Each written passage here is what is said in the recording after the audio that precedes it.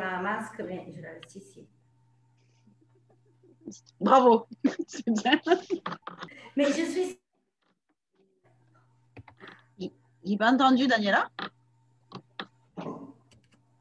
J'ai dit, j'ai enlevé ma masque, mais je suis seule. Ah oui, tu peux l'enlever, oui. Tu as raison. Alors, Annie, ça c'est Daniela. Elle fait partie d'une association en Italie qui a participé sur la construction du jeu. Bonjour, Annie. Bonjour.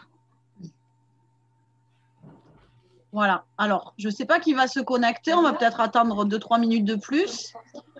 Ce qu'on va se dire, peut-être qu'il y aura d'autres gens. Moi, je les fais savoir. Hein. Ouais. Ce qu'on va se dire, c'est qu'on va poser les questions. Qui c'est qui va essayer de les écrire? On va essayer de les écrire si ce n'est pas bien audible. Et par contre, après, vous fermez vos micros et quand vous voulez parler, vous faites ça et vous enclenchez votre micro parce qu'autrement, il y a trop d'interférences. Okay. Donc, on attend 2-3 minutes. Salut Daniel. En direct de la yourte? T'as pas le micro? C'est pas tout à fait la yourte, c'est la caravane de l'association où il y a un accès Internet. Dans la yourte, il n'y a pas d'accès. D'accord. Ouais. C'est ça. Ok. Cool. Je t'ai envoyé les réponses par mail, comme ça on peut les copier-coller directement. Du coup, il faudrait juste une page à côté. Là, attendez, on est dans le technique encore. Là? Ouais. Je l'ouvre? Ouais.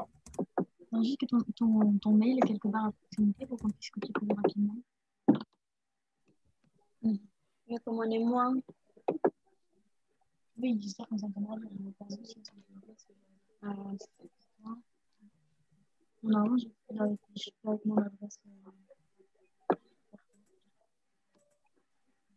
Réponse.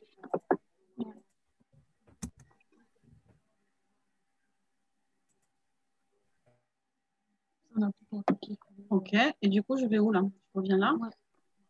Je reviens là. C'est bon. C'est bon, c'est bon.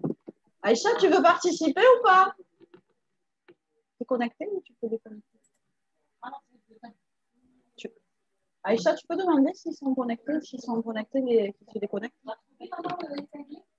Ouais, c'est bon, on est épinglés. On est épinglés, complètement épinglés. Bon, l'expérimentation qu'on a fait à 14 h, elle était pas mal du tout. On était très nombreux. Et nous, on a un débit, je pense, de connexion très faible. Donc, à des moments donnés, ça a coupé. Donc, le son, c'était pas terrible tout le temps. Voilà. Mais on va essayer là comme ça. Et vous m'entendez, vous? Ok, cool. Bon, on commence ou on attend encore? Il n'y a pas d'invité là qui arrive. Hein. Bon, ils vont peut-être arriver après. Je vois qu'Annie s'en va. Non, elle allume chez elle. Bon, je pense qu'on peut commencer effectivement. Bon, surtout pour Annie, parce que vous autres, vous connaissez le projet. Donc, Annie, c'est Basta Anfissa, c'est le lancement aujourd'hui, mais pour le 25, en fait. On va le lancer officiellement le 25. C'est donc le fruit d'un travail collaboratif depuis 2016, me semble-t-il, où on a eu 5 rencontres, 5 en tout avec Luchon, 5 rencontres entre Berlin, Caserta à côté de Naples, Oran et nous. Berlin, Caserta à côté de Naples et Oran et Toulouse. En tout cas, pour réfléchir aux pratiques, aux professionnels. C'est quoi alors? Hein? J'ai pas entendu, Annie? Il en manque un, il en faut 5. Berlin, Naples. Non, il n'y a que 4 pays. Berlin. Et il y a eu 5 rencontres. Ah, 4. D'accord. Alors, Annie, elle fait partie de Rennerie Miroir, le petit journal du territoire. Voilà, le journal du territoire. Pourquoi le petit? Le journal du territoire. Voilà. Et du coup, là, cette séance, on tente l'expérience parce que mercredi prochain, c'est le 25 novembre. Et en plus d'être la journée de lutte contre les violences faites aux femmes internationale, c'est aussi nos 10 ans. Donc, on avait prévu plein de choses qui ne pourront pas se faire en direct. Et du coup, on a prévu quand même de maintenir tout par numérique, quoi, hein, virtuellement. Donc, toute la journée sur la page YouTube, il y aura des propositions. On en a enregistré 2, par exemple, hier, des slameuses, un spectacle pour enfants sur la déconstruction des stéréotypes. Mercredi prochain, à 10 h, il y aura une conférence gesticulée qui sera filmée en direct. Et on voulait mettre les séances d'expérimentation du jeu Basta Nfissa intégrées dedans. Voilà. Juste pour vous donner le cadre. Voilà. Et on va pouvoir commencer. Donc, on se présente. Bon, vous me connaissez. Coucou, Laure. Aïcha, je pense que vous la connaissez pour certains. Oui, je la connais. Merci. Aïcha. Coucou, bonjour tout le monde. Hello, Daniela. Daniela. Ciao Aïcha. Salut, ça va? Ça va et toi? Enchantée. Daniel. Salut. Eden et Anna. Salut. Voilà. Et nous sommes une représentation d'équipe interculturelle à nous 4 déjà. Voilà. Voilà. Donc, on va commencer. On a sélectionné le jeu Basta à beaucoup de cartes, beaucoup de catégories. Est-ce que tu peux chercher les filtres, tu sais, de fin. On est presque sur la version finale. Donc, finalement, les cartes seront ainsi. Je ne sais pas si on les voit. Vous les voyez? Donc, de ce format-là, avec les questions écrites, mais en 4 langues, du coup. Hein, c'est un format carton de loto, en gros. Voilà. Et donc, bon, là, on en a sélectionné une dizaine pour tout. Mais il y en a beaucoup plus dans chaque catégorie. Et sur la fin, voilà, pour le moment, comment on appelle ça, la carte collective à construire ensemble. Alors, en fait, ça se fait par, je ne sais pas si vous voyez, mais c'est des filtres. En fait, ça sera des filtres comme ça, à superposer, comme les gens veulent, après chaque prestation. Ah oui, voilà, c'est très bien ça. Voilà, hop. Voilà, par exemple, hop, j'ai répondu, je mets ça comme ça. Après, ben, je ne sais pas, j'ai envie de mettre... non, pas ça. J'ai envie de mettre un immeuble là. Voilà. Bon, je ne sais pas. En fait, ça sera finalement l'idée dans la collaboration, puisque personne ne gagne et personne ne perd. L'objectif du jeu étant bien d'être dans l'échange. Donc, il y a plusieurs. Hein, il y en a plusieurs. On a demandé à la designeuse de rajouter des mots également, en plus. Et l'idée, c'est qu'après chaque séance, collectivement, les participants puissent superposer à leur tour des filtres qui leur parlent. Et finalement, ils repartiront avec la photo, l'impression d'une carte qui représente leur séance, finalement. Voilà. Pour réévoquer et se rappeler de cette séance. Voilà. Dans l'idée, c'est un peu ça. Bon, ça, c'est pas tout à fait finalisé, mais on en est là, quoi. Bon, juste, c'est vraiment c'est juste des propositions, hein, là, vous voyez. Voilà, un arbre, un pied. C'est du graphisme, hein, en fait. Et après, ben, ça fait ça crée à chaque fois, finalement, des cartes collectives tout à fait différentes et qui représentent le groupe qui a joué. Et donc, voilà, on a demandé à Caro de rajouter, à la designeuse, de rajouter des mots qui parlent un petit peu de la thématique pour que ça puisse être encadré ou intégré dedans en fonction des envies des participants et des participantes. Voilà, donc j'en profite, tu vois, Annie, pour montrer à mes collègues un petit peu les finalités, puisqu'on est vraiment pas loin d'arriver au bout. On espère que d'ici la fin de l'année, on aura tout fini et qu'on pourra réellement chacun pouvoir expérimenter ce jeu dans tous les pays, à différents niveaux et pour les publics avec lesquels on a envie de jouer. Voilà. Alors, on peut commencer. Coucou Simone, bonjour. Merci de nous avoir rejoints. Alors, on va commencer. Bon, il n'y a pas de souci. Alors, on va commencer. Ce qu'on vous propose là, dans les choix qu'on a fait, c'est de partir sur des questions et d'alterner par des propositions de actions, de scénarios, pour un peu que ça soit un peu plus rythmé, vu que vous êtes des publics avertis. Et voilà, des normes et transgressions parce que c'est par image, ou cette catégorie qui s'appelle mot ou mot, alors qui est très franco-française, donc on verra si chacun de vous peut l'adapter au niveau de votre linguistique pour l'Allemagne, l'Italie et l'Algérie. Mais nous, en tout cas, ça nous paraissait pertinent quand même de la créer parce qu'on trouve que le langage français peut avoir déjà dans son sein une catégorisation et des différenciations très sexistes, voire voilà, qui participent finalement à continuer à transmettre du sexisme et de la discrimination entre hommes et femmes. Voilà. On y va? On est parti? Qui c'est qui commence? Allez.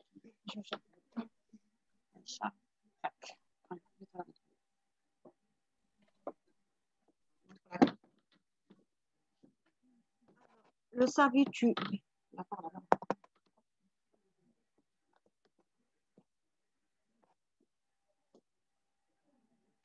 Donc, qu'est-ce que la virilité? Donc, on vous propose de nous faire vous-même de définir qu'est-ce que la virilité. Donc, dans l'idée, si quelqu'un veut intervenir, il lève la main et il décoche son micro pour pouvoir intervenir.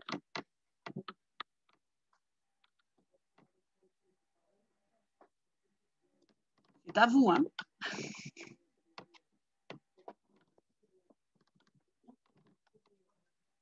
On vous entend pas?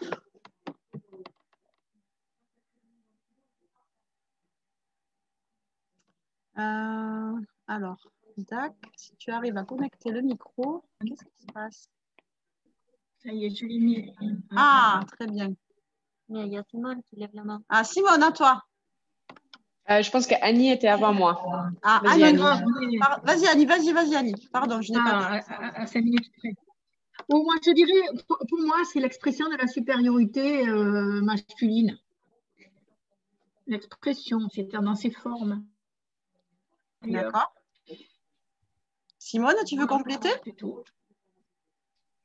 Oui, j'allais dire quelque chose un peu similaire, mais c'était plutôt la définition de qu'est-ce que c'est un homme aujourd'hui. Mais j'aime bien l'expression. L'expression, ça touche un peu plus précisément.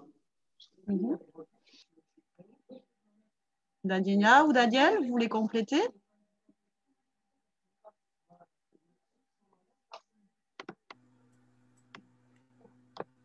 Vai. Je pense que c'est la manifestation du pouvoir que l'homme pense d'avoir, non? La force de l'homme. Seulement ce que l'homme pense, non? Ça fait trop du bien de t'entendre, Daniela. Je rajouterais que c'est l'image voilà, à laquelle les hommes, des caractéristiques soi-disant propres. Tu veux dire c'est des caractéristiques propres aux hommes qui sont un petit peu fixées socialement? C'est ça que tu as pensé? Ou pas du tout? Oui, c'est voilà, c'est ce qu'on attend des hommes, les caractéristiques qu'on attend des hommes ou qu'on suppose que tous les hommes les présentent et que les hommes, comme la force, la raison, par exemple. La virilité, hein? Attendez, parce que je tente une expérience. Aïcha va vous lire la proposition qu'on a de définition et vous êtes tout à fait dans ce qu'on avait préparé. Et entre-temps, je vais essayer, je tente une expérience de la mettre en ligne en discussion. C'est là? Attends. Oh là là, c'est compliqué pour moi. Je vais l'écrire. Hop. Allez, vas-y, Aïcha.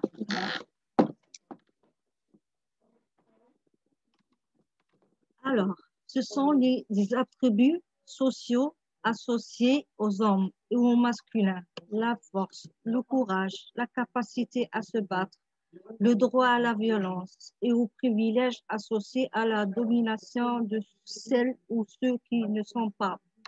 Ils ne peuvent être virils, femmes, enfants. La masculinité et la féminité sont des constructions sociales qui se définissent dans leurs relations.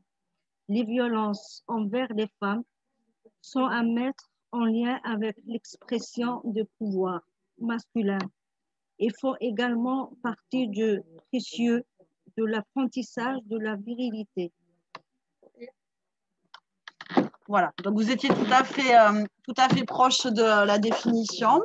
Et c'est cette définition qu'on a proposé de mettre dans le livret. Voilà, vous partagez cette définition, elle vous paraît complète. Ouais. Allez, on continue. Alors, on alterne par quoi? On fait les mots. Les mots. Tiens, Anna. Merci.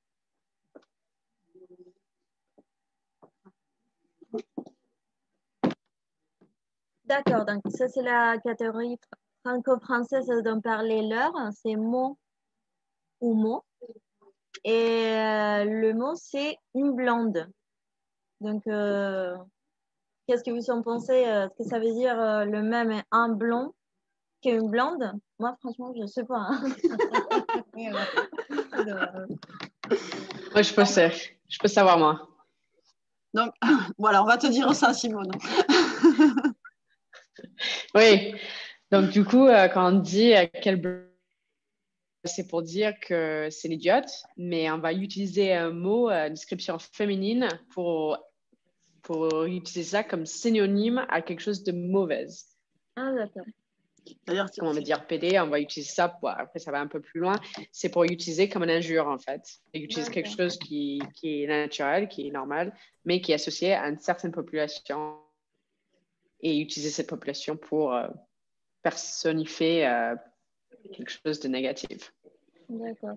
Et un blond, du coup, c'est un blond, c'est un homme blond. Ouais. Idiote, qui a rien dans la tête. Ok. Souvent, on dit arrête de faire ta blonde. Non, Tu vois, c'est ça. D'où les blagues sur les blondes. Ou des blagues sur les blondes. D'accord. Voilà. Qui montrent toujours qu'elles sont très, très idiotes. En fait. Sauf que, c'est dommage, si hein. je peux me permettre, au Québec, blonde, c'est synonyme de copine. Effectivement. D'accord. Mais nous, on a dit franco-français, pas québécois. Ouais, d'accord. Québec. On va pas s'en sortir avec le Québec. C'était le côté interculturel. C'est ça.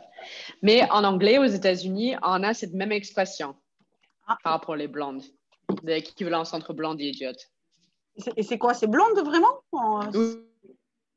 What a blonde. She's such a blonde. Exactement la même structure de phrase, la même utilisation. Ok. Très bien. Qu'est-ce qu'on avait fait? Eden.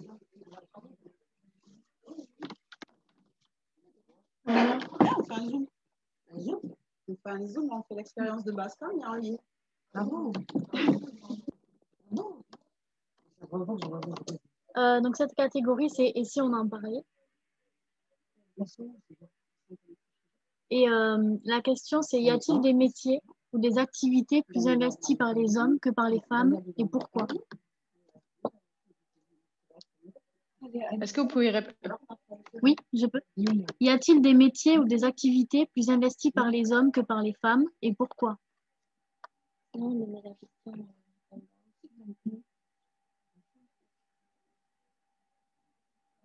Mais la dame, que vous en pensez? Vous avez compris ou vous voulez que je répète?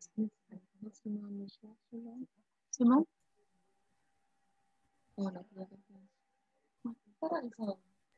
Vas-y, Annie a Annie. une réponse. Ah pardon, Annie, allez-y. Moi, l'armée et la politique. Et pourquoi? Parce que c'est des secteurs où on exerce la force physique quand même, des hommes, quoi. Mais vraiment, la guerre, je trouve quand même énormément d'hommes, beaucoup plus d'hommes, enfin, une grosse majorité d'hommes. Moi, j'allais dire les forces de l'ordre. Donc, vous avez dit la police, les pompiers, Ouais. ce qui est dans les bâtiments. Donc, c'est souvent lié à la force physique. Oui, monsieur Daniel. Monsieur Daniel, c'est. Ou les métiers qui sont mieux payés, Oui.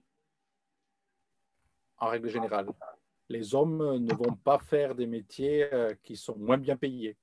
Par exemple, éducatrice jeunes enfants ou le social en général. Alors, il y a une question sociale, d'éducation et aussi une question financière. Dès que des hommes arrivent dans un métier, c'est mieux payé. Alors, Sarah réagit par écrit. Je ne sais pas si vous le voyez. Ouais, voilà. Et Sarah, si tu nous entends, Simone te demande si ton micro marcherait. Non, elle peut qu'écrire. Ouais, juste, elle nous entend. Donc, Sarah n'est pas d'accord.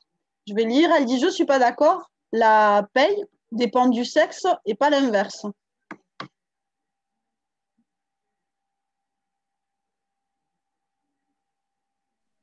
C'est-à-dire que si un homme exerçait un certain métier, il sera mieux payé. Ce n'est pas par rapport pour le genre de la personne. C'est ça, Sarah? Sarah, est-ce que c'est l'idée que tu voulais avoir ou est-ce que tu peux développer?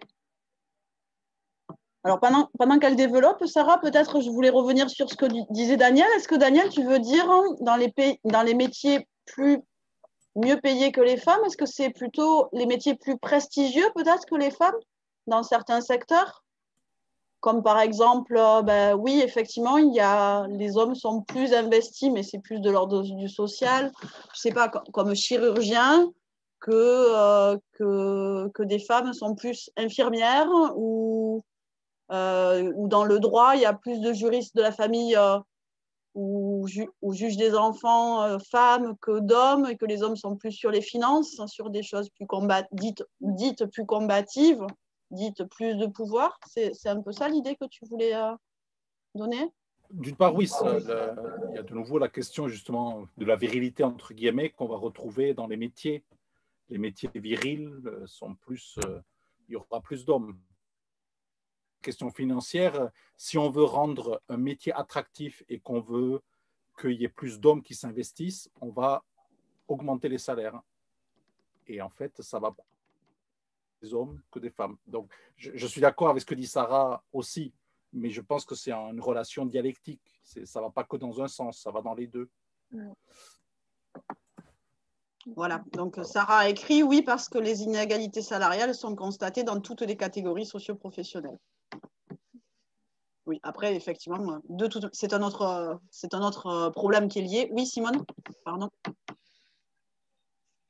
Oui, pour rebondir sur ce que Daniel disait, c'est aussi, par exemple, la cuisine. D'être cuisinière, c'est un métier qui est très féminin, etc. Mais après, quand on va regarder les cuistots Michelin de chaque pays, ça va être toujours les hommes.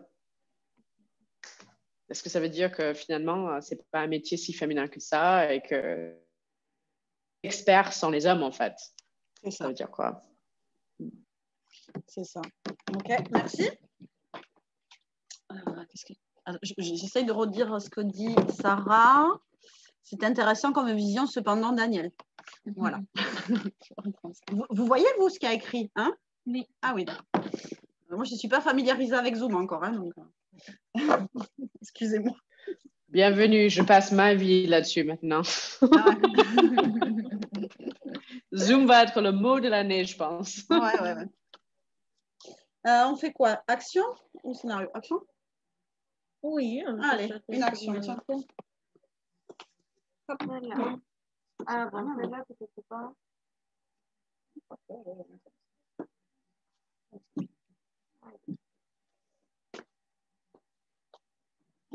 Alors, c'est la catégorie action. Vous voyez bien. Alors, normalement, vous devez imiter une personne qui est en train de s'épiler. Est-ce qu'on peut faire un zoom sur vous, s'il vous plaît, un par un? On enlève le plein en fait. Voilà. Qui veut commencer à mimer quelqu'un en train de s'épiler? Nous, de le faire. Ah, d'accord. ok. Ah bah oui. Vas-y, Daniela. Vas-y, Daniela.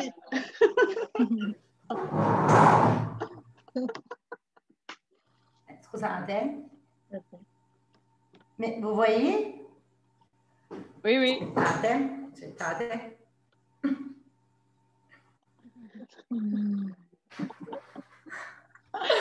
Ça me fait mal juste en le regardant.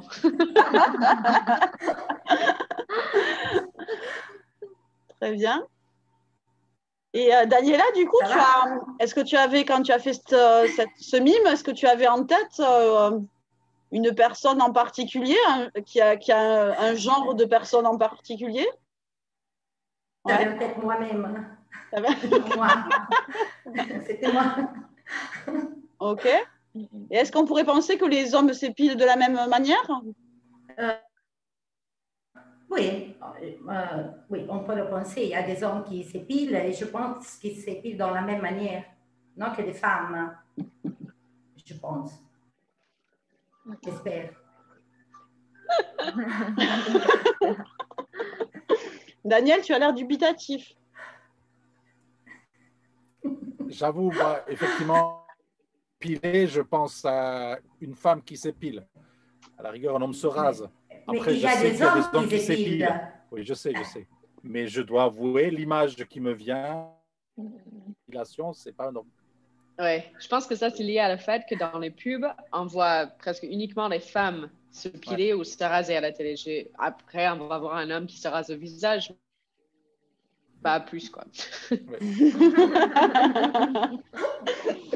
Annie, qu'est-ce que tu en penses?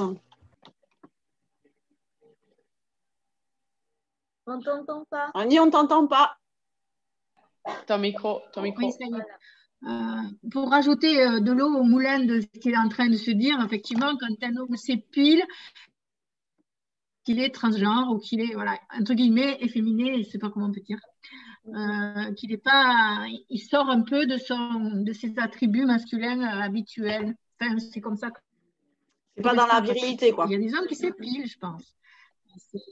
Comment? Mais ils sont souvent, c'est parce qu'ils veulent justement entrer dans une catégorie autre que hommes habituels, quoi. Voilà, on va dire. Enfin, je pense que ou peut-être. Voilà. Toi, tu l'associes à efféminé, Annie, ou est-ce que tu penses que c'est la société qui l'associe à efféminé? Oui, c'est la société qui oui, c'est la société, parce que quand un homme il est transgenre, il prend encore plus qu'une femme exagérée de la femme. Il est encore plus, comment dire, dans le stéréotype féminin, on dirait, hein, que moi, c'est comme ça que je le sens. Est-ce que ça voudrait dire qu'un homme est-ce que ça voudrait dire, Annie, qu'un homme qui a envie de prendre soin de lui et qui, par exemple, trouve ses poils très disgracieux, finalement, serait obligatoirement dans cette catégorie ou dans cette volonté d'être catégorisé comme ça? Non, moi, je dis plutôt que je n'en connais pas d'autres, mais qui auraient envie, effectivement, et qui ne se l'autorisent pas, hein, c'est possible, hein, parce qu'on est tous enfermés dans des stéréotypes quand même. Hein. On s'habille d'une certaine façon, voilà, on se présente d'une certaine façon, et si on n'est pas dans cette façon, ben, on est une fille, c'est un garçon manqué, un garçon, il est féminin. Quand même, je pense qu'on est tous quand même soumis à cette pression sociale d'être dans un genre donné. Alors, Simone et après Daniel. Et juste, je vous préviens que ça risque de déconnecter. Il faudra qu'on reconnecte parce qu'on a une espèce de truc temps de réunion restant 3 minutes 37. Après, il faut qu'on passe au Oui. tour. Et un clic sur... Si je clique dessus, Non, il faut ça me fait mise à jour. C'est par le même lien. Attends. Ouais, il faut acheter un compte pro pour pouvoir avoir un temps illimité. Okay. Mais nous, en tant que participants, on peut juste recliquer sur le même lien que Laure nous a envoyé et après ça retourne. D'accord. Okay. Moi, j'allais juste parler de ces stéréotypes aussi qu'Annie évoque, comment ça change. Par exemple, on parle des hommes qui n'ont pas le droit de se épiler ou de se prendre soin d'eux, de leur visage, de mettre de la crème, etc., sans être traité comme quelqu'un qui... Ça change selon les pays. Par exemple, nous, aux États-Unis, je ne suis pas aux États-Unis, mais je suis états-unienne de base. Cette idée de viralité, ça va jusqu'au bout que tu peux même pas... Si tu fais trop attention par rapport les couleurs, si ça va trop bien ensemble, on va te dire, wow, tu fais trop attention à toi-même, tu es presque comme une femme. Mais qu'en Italie, par exemple, j'ai vu plein d'hommes qui sont beaucoup plus beaux que moi. Ils se prennent, je veux dire qu'ils se prennent beaucoup plus de soin d'eux que moi, je prends de moi-même en étant femme. Donc, ça va aussi dire qu'en étant femme, il y a tout un spectre de tension. Mais je veux juste dire que pour eux, c'est pas du tout vu comme homosexuel ni rien. Ça rentre dans les mœurs, c'est leur stéréotype d'homme. Ça n'a pas ces détails qu'aux États-Unis qu'ils ont. C'est intéressant de voir comment ça peut changer. C'est vrai. Alors moi, ma remarque, c'était de dire, bon, je ne m'épile pas, effectivement, et alors je pourrais me dire pourquoi pour l'essayer, mais de notre côté, une petite voix me dit, alors c'est pas le côté, alors je prétends que ce n'est pas le côté stéréotype. Pourquoi est-ce que voilà, la première réaction était la douleur. Pourquoi est-ce que je ferais ça? Comme des talons aiguilles, marcher avec des talons aiguilles de cette hauteur, j'ai mal aux pieds rien que d'y penser. Donc j'avoue, je suis très content d'être un homme et on n'attend pas ça de moi, du moins de façon générale, parce que j'ai mal rien qu'en y pensant. Donc je pense qu'il y a ce côté aussi, souffrir pour être belle.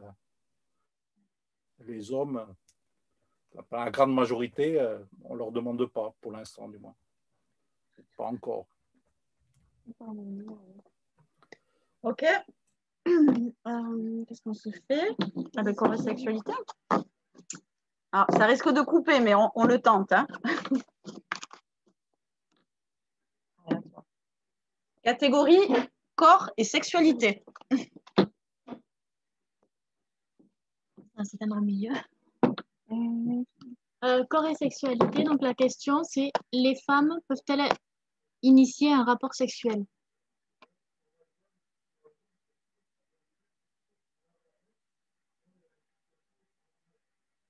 Je pense que ça va couper, mais si vous voulez commencer à réfléchir dessus.